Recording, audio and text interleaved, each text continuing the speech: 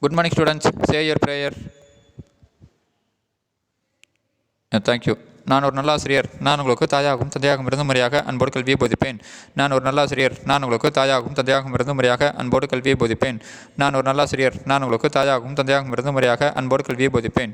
Okay, students, take your social science book and take page number 261. Yeah, good.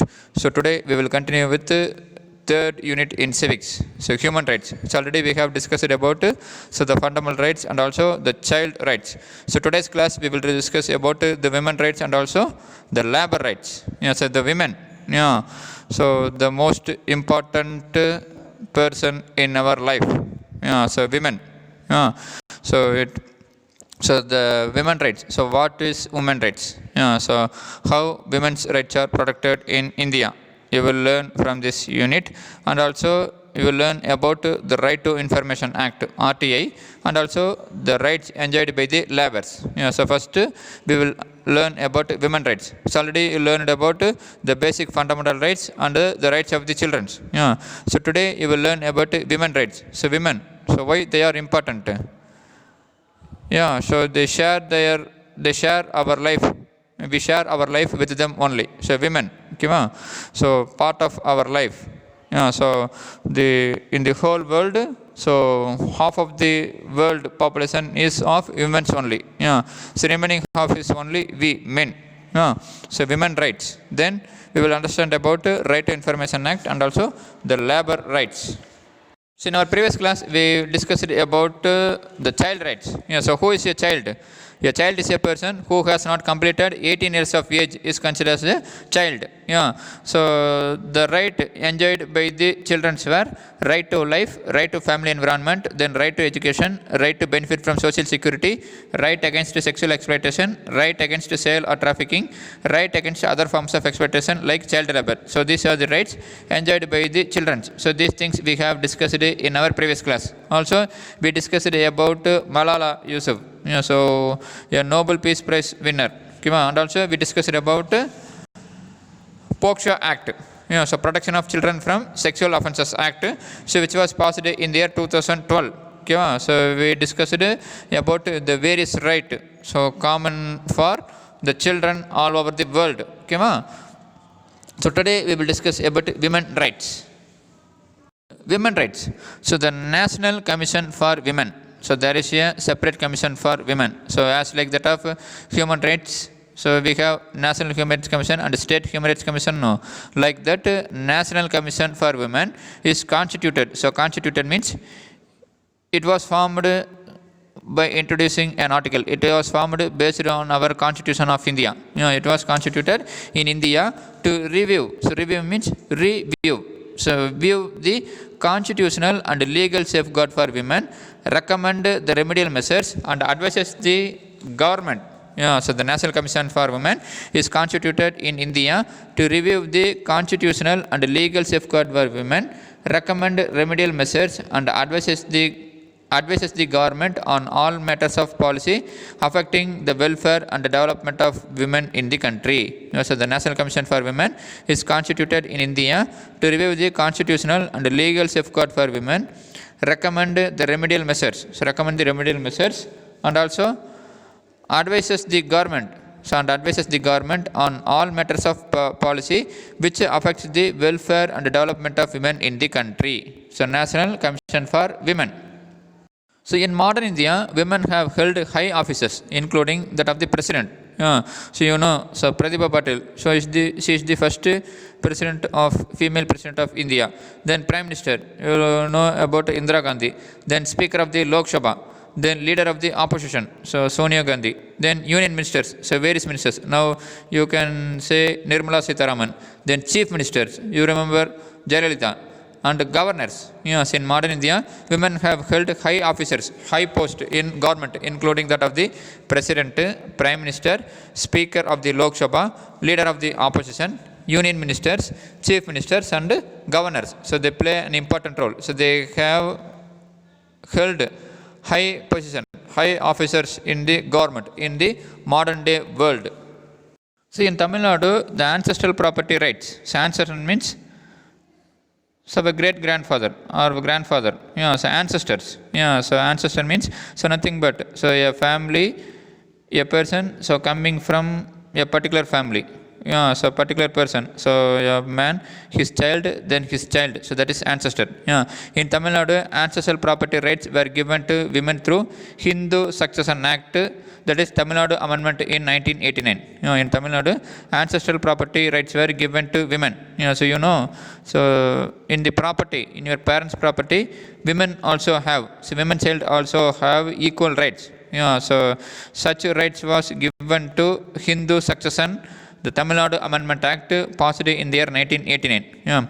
The central government amended the Hindu Succession Act in 2005. By this amendment, women are now given equal shares in the inheritance of the undivided property. So by this act, so Hindu Succession Act of 2005, women also have equal rights, have the rights in sharing their parents' property equally.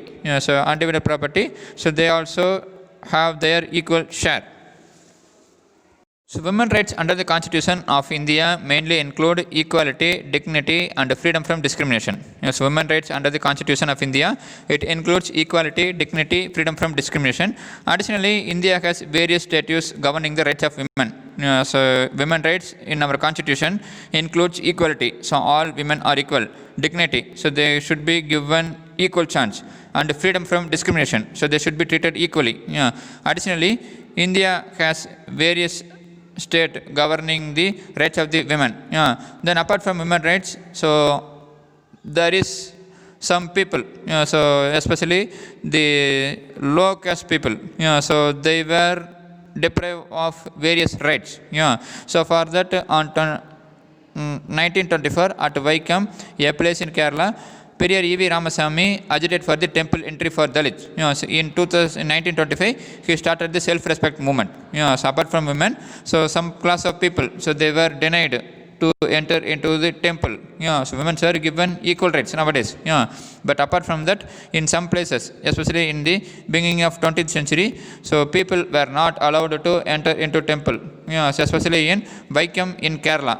So for that, so in 1924, so Periyar E.V. Ramasamy so arranged a meeting, so arranged a temple entry for Dalits.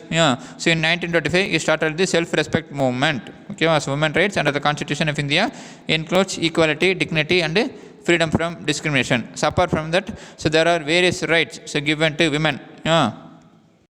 So women laborers welfare and Ambedkar. So our Dr. B.R. Ambedkar, so father of Indian Constitution, so framed many laws for the women workers in India, such as the Mines Maternity Benefit Act, Women Labor Welfare Fund, Women and Children Labor Protection Act, Maternity Benefit for Women Labor, and restoration of ban on employment of women on underground work in coal mines. So women's labor welfare and Ambedkar. So Dr. B.R. Ambedkar framed many laws. So he framed many laws for the women workers in India. So the important law so introduced and framed by Dr. B.R. Ambedkar were Mines Maternity Benefit Act, Women Labor Welfare Fund, Women and Child Labor Protection Act, Maternity Benefit for Women Labor, restoration of ban on employment of women on underground work in coal mines. So the reservations. The state of Tamil Nadu provides 69% of reservation to the scheduled caste, scheduled tribes, most backward classes, denotified communities and backward classes in the public employment and in educational institutions. So the state of Tamil Nadu. So we only have, so our state only have, so 16% of reservation. So if you go to other state, there is only 14%. But in Tamil Nadu, we have 16% of reservation. So in this circle, you can, in this chart, you can see so how the reservation is given to the public. So reservation means so reservation in job, especially in government and also in educational institutions. So totally, if you take 100%, so 31% is for general public, for general category.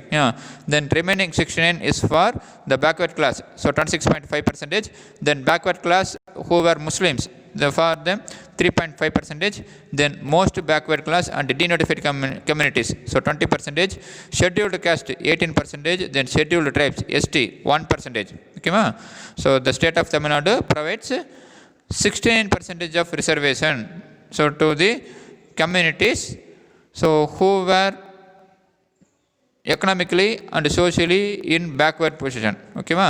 So the chart, the picture shows the clear information about the reservation quota in public employment and also in educational institutions.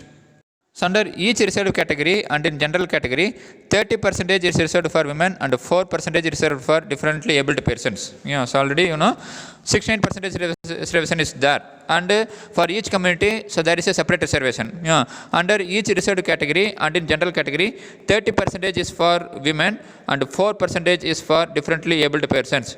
Yeah, so special reservation to Arundhati has been granted by the preferential allotment of seat within the seats reserved for scheduled caste. Yeah, so in the scheduled caste, so Arundhati also have the special reservation. Yeah, so special reservation to the Arundhati has been granted by the preferential allotment of seat within the seat reserved for the scheduled caste. So for scheduled caste, 18% seat is reserved now. So in that there is a special reservation for the Arundhati. Yeah. Then for the persons studied in Tamil medium, 20% seats are offered under each category on priority basis. Yeah, so for persons studied in Tamil medium, so 20% seat are offered under each category. Yeah, so now also you often heard in news for the NEET exam. Yeah, so 7.5% reservation is for the students who have studied in government schools. Okay, in Tamil Nadu, the transgender has been classified under most backward classes. Yes, in Tamil Nadu, transgender, so they has been classified under most backward classes. Okay, then the Right to Information Act. So the Right to Information Act is an revolutionary act that aims to promote transparency. So transparency means, so the condition of being transparent, that is open publicly. So the Right to Information Act is a revolutionary act that aims to promote transparency in the government institutions in India. So this act was enacted, so passed in October 2005. So the Right to Information Act, a revolutionary act, so which provide so transparency, which gave a detailed transparency information about the government institutions. Yeah. So this act was enacted in October 2005. So a common man can demand any government organization to provide information. So according to the act, as per RTI, a common citizen, a common person can demand any government organization to provide information to him. The information must be provided within 30 days. So if you want to get any information, so from government organization means, so through RTI you can get information. Yeah, so there is no restriction. Yeah, so the information must be provided within 30 days. If not, if the information is not provided within 30 days means a fee will be collected as penalty from the concerned official. So if you want to get information from a particular office through RTI, you are applying. If you didn't get information within the 30 days means, then you will get a fee. So you will get a fee from the concerned official as a penalty. So Right to Information, a revolutionary act.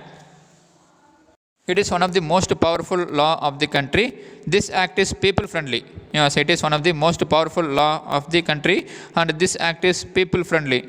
Even an illiterate person, so illiterate means those who don't know to write and read.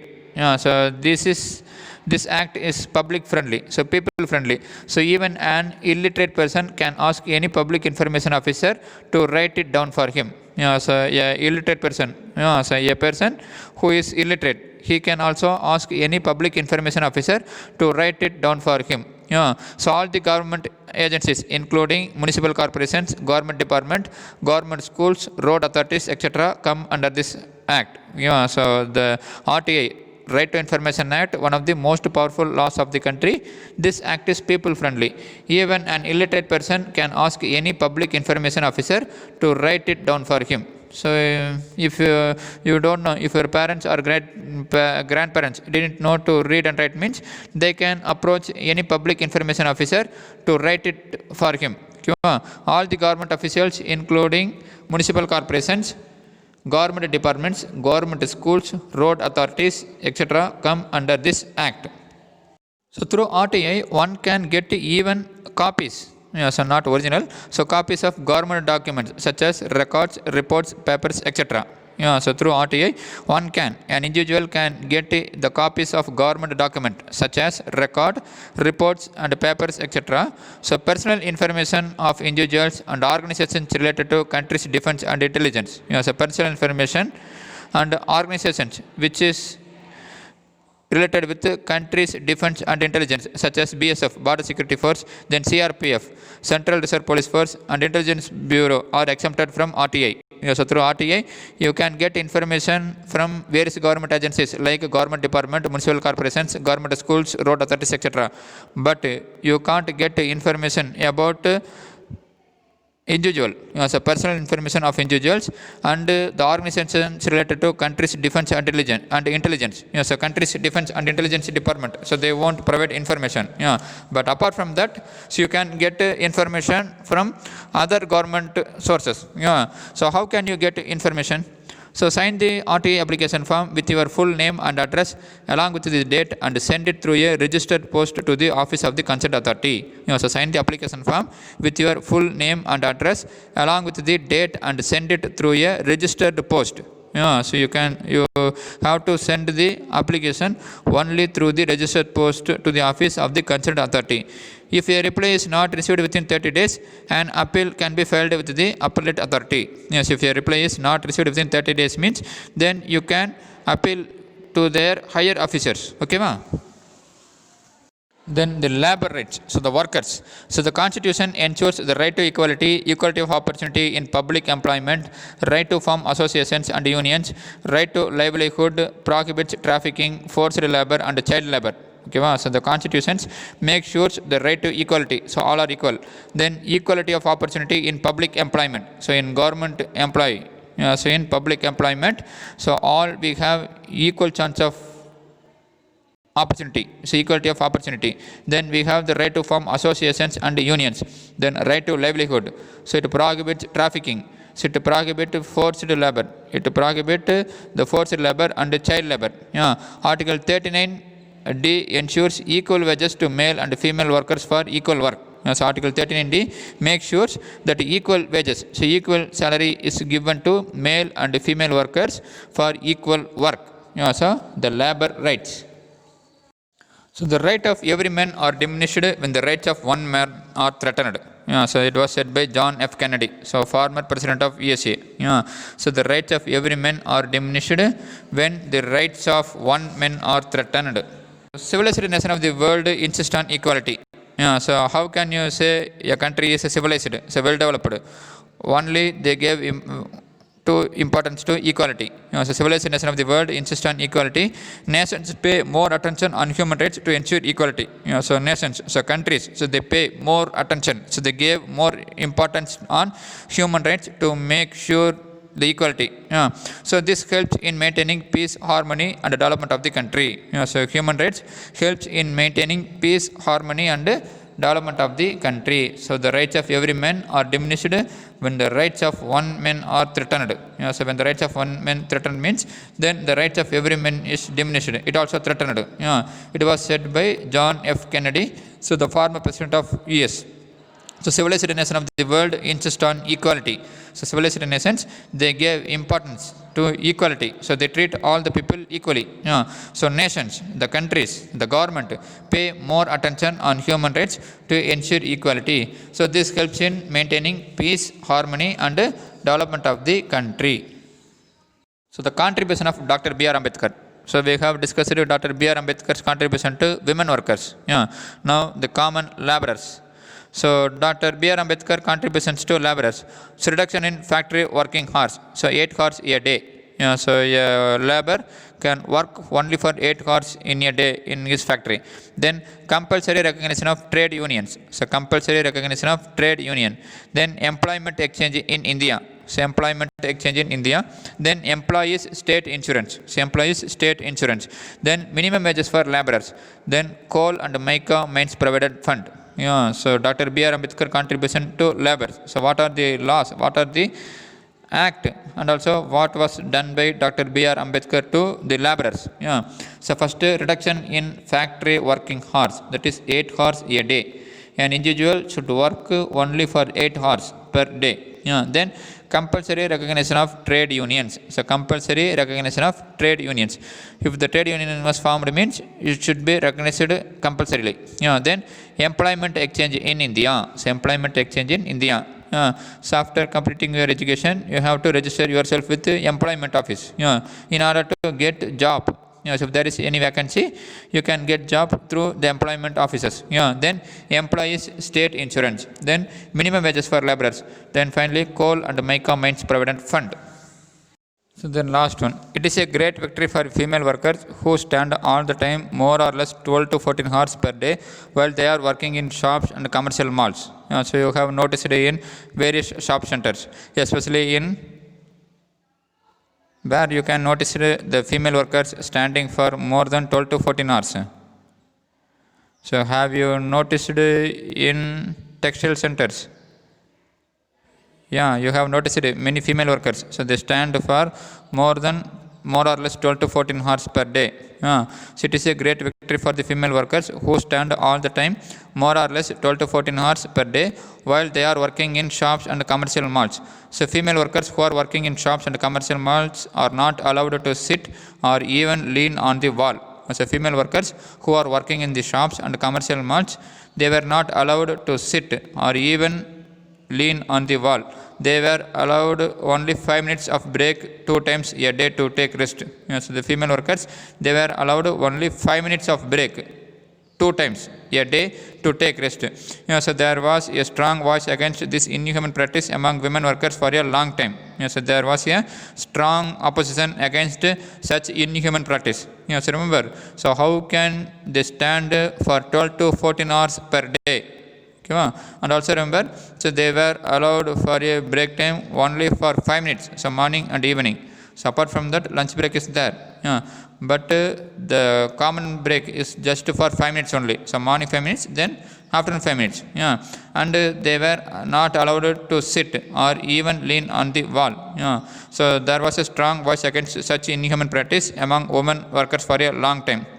So considering this, the government of Kerala has decided to redress by amending the Shops and Commercial Establishment Act in July 2018. So considering this, the government of Kerala has decided to amend the Shops and Commercial Establishment Act in July 2018. Okay students, so today's class we have completed Women Rights, then Right to Information Act and also Labor Rights. In the whole unit we have completed about the human rights. So first you understand about the international effort for human rights. So first you understand about human rights. So can you remember Mahatma Gandhi? So he was thrown off from the railway station in Pietermaritzburg in South Africa. So remember that incident. Then we discussed about the Universal Declaration of Human Rights, UDHR.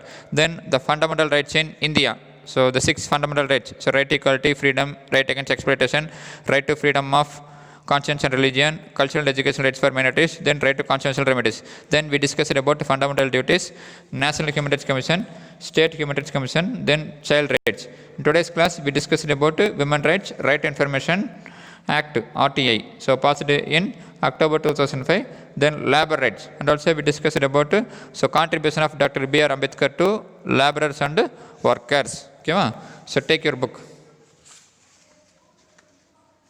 So take page number 261. Your textbook reading. So Right to Information Act, RTI. So page number 261 and 262. So read it. Then homework. So take page number 264. Fifth Roman letter, answer in detail. Third, how does the National Human Rights Commission protect our rights? So take page number 258. So first point, the National Human Rights Commission is an autonomous body constituted on 12th October 1993 under the Protection of Human Rights Act 1993. Then write the functions of NHRC. So write the 5 points. That is the answer for third detail. So write it in your homework note and read it well. So thank you. Have a nice day.